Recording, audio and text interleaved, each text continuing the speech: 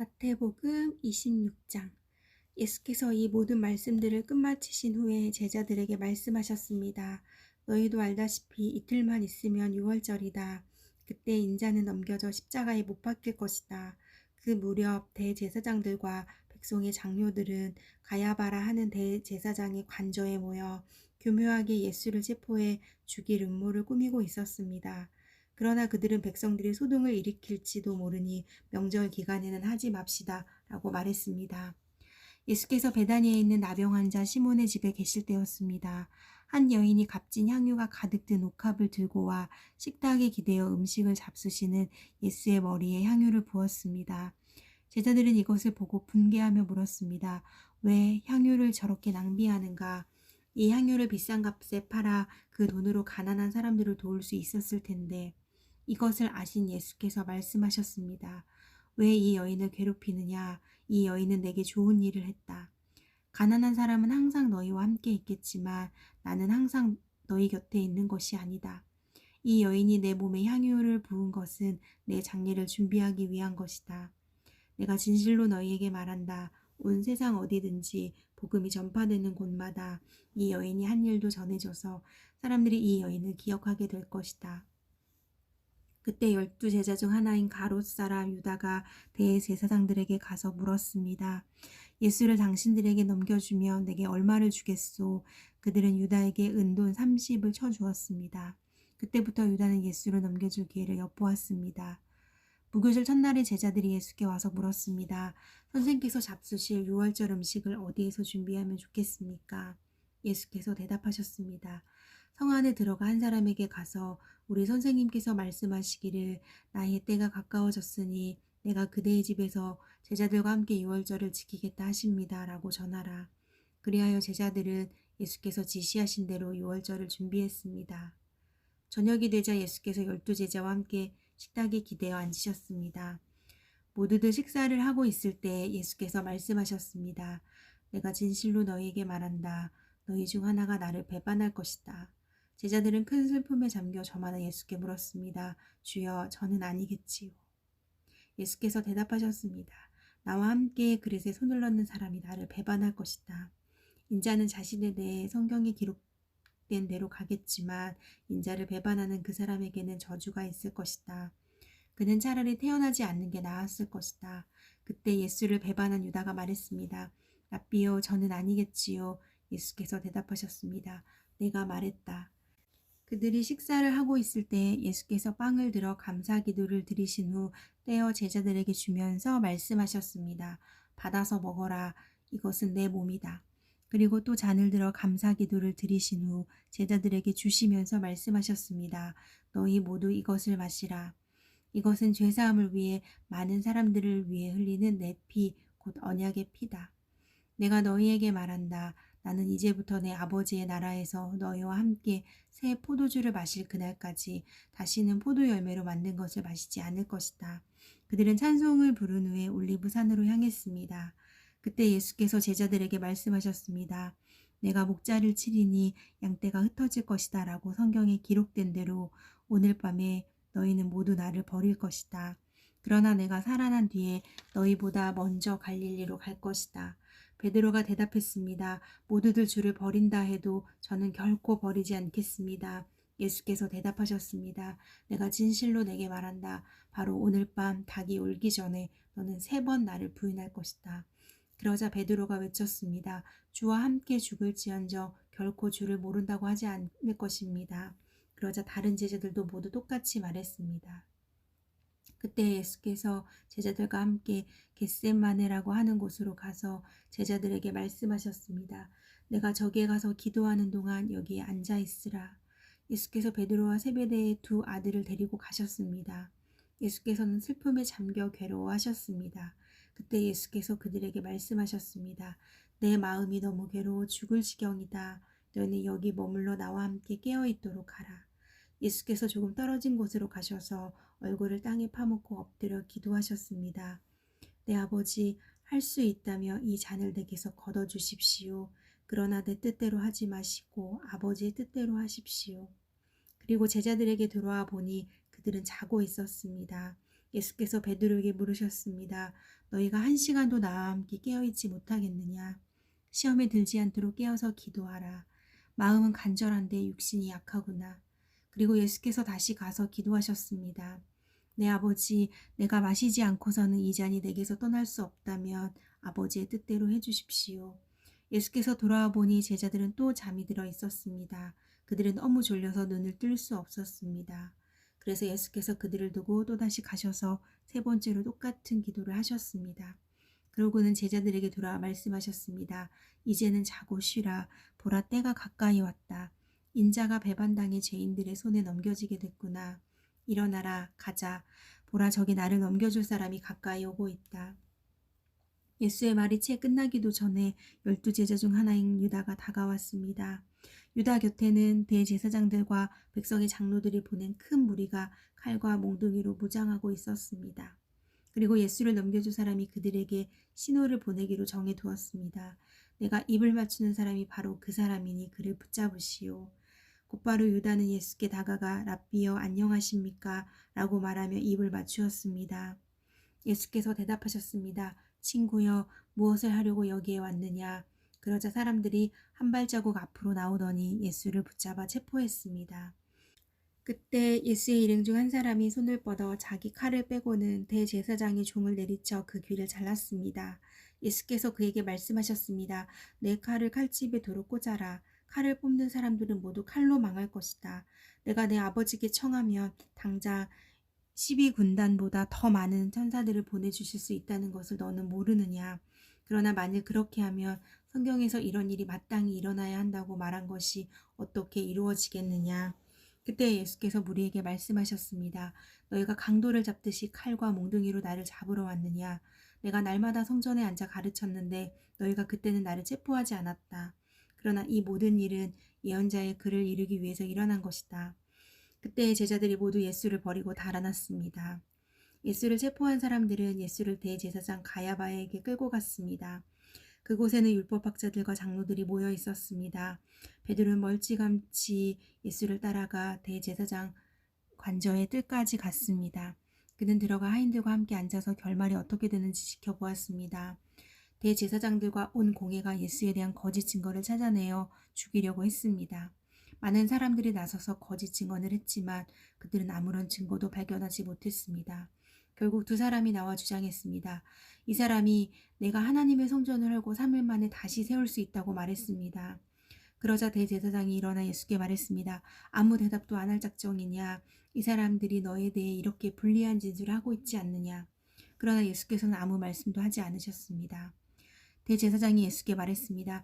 내가 살아계신 하나님께 맹세하며 내게 명령하니 우리에게 말해보아라. 내가 그리스도 곧 하나님의 아들이냐? 예수께서 대답하셨습니다. 내가 스스로 말했다. 내가 너희에게 말한다. 이제 앞으로는 인자가 권능의 보좌 오른편에 앉아있는 것과 하늘 구름을 타고 오는 것을 너희가 볼 것이다. 그러자 대제사장은 자기 옷을 찢으며 말했습니다. 이 사람이 하나님을 모독하고 있소. 더 이상 무슨 증인이 필요하겠소. 보시오. 여러분은 지금 하나님을 모독하는 말을 들었소. 여러분은 어떻게 생각하시오? 그들은 죽어 마땅합니다. 라고 대답했습니다. 그러자 그들은 예수의 얼굴에 침을 뱉고 주먹으로 그를 때렸습니다. 또 어떤 사람들은 뺨을 때리면서 말했습니다. 그리스도야, 누가 너를 때렸는지 예언자처럼 말해보아라. 그때 베드로는 뜰에 앉아 있는데 한 하녀가 베드로에게 다가와 말했습니다. 당신도 갈릴리 사람 예수와 함께 있었던 사람이군요.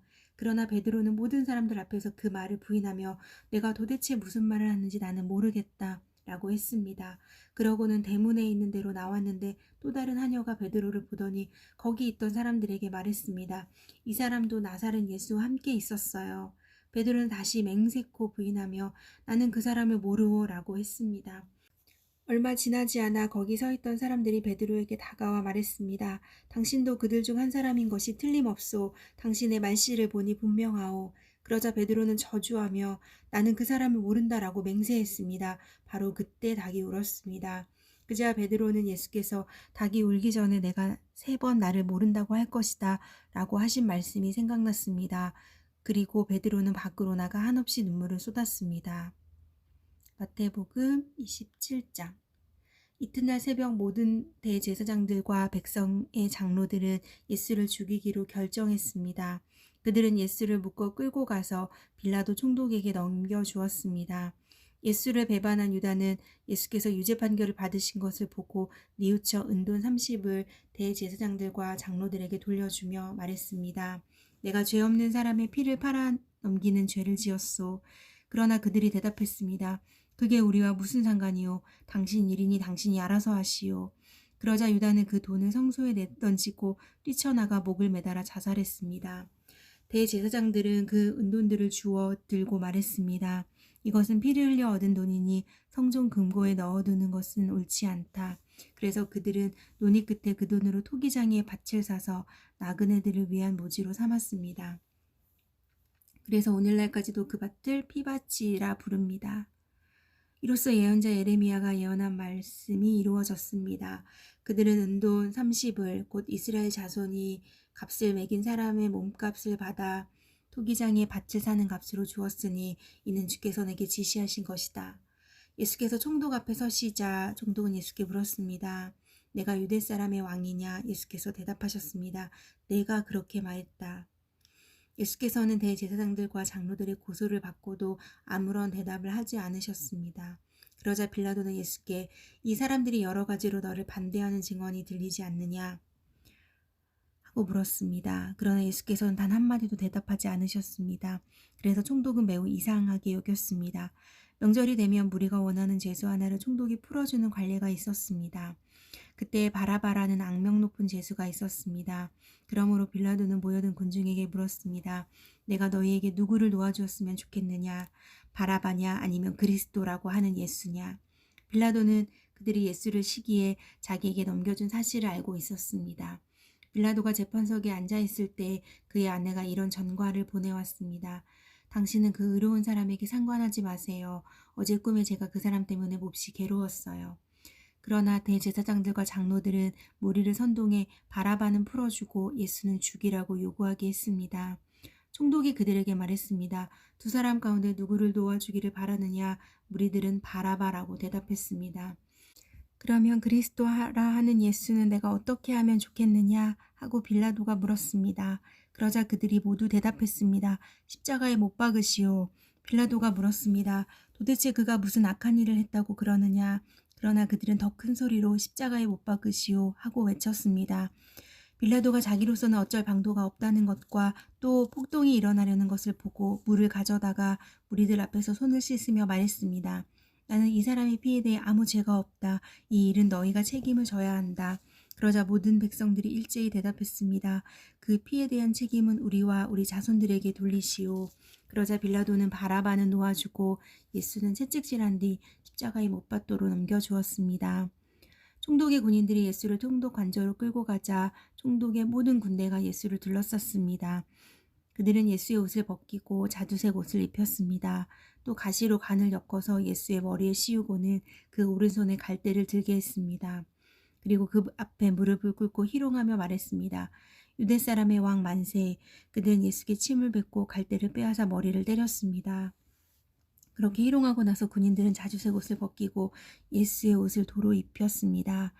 그러고는 십자가에 못 박기 위해 예수를 끌고 나갔습니다. 성 밖으로 나가는 길에 그들은 시몬이라는 구레네 사람과 마주치게 됐습니다. 그들은 그 사람에게 억지로 십자가를 지고 가게 했습니다. 그들은 골고다 곧 해골의 장소라는 곳에 이르렀습니다. 거기에서 군인들은 예수께 쓸개탄 포도주를 주어 마시게 했습니다. 그러나 예수께서 맛보시고 마시지 않으셨습니다. 군인들은 예수를 십자가에 못 박고 나서 예수의 옷을 두고 제비를 뽑아 나눠 가졌습니다. 군인들은 거기에 앉아 계속 예수를 지켜보았습니다.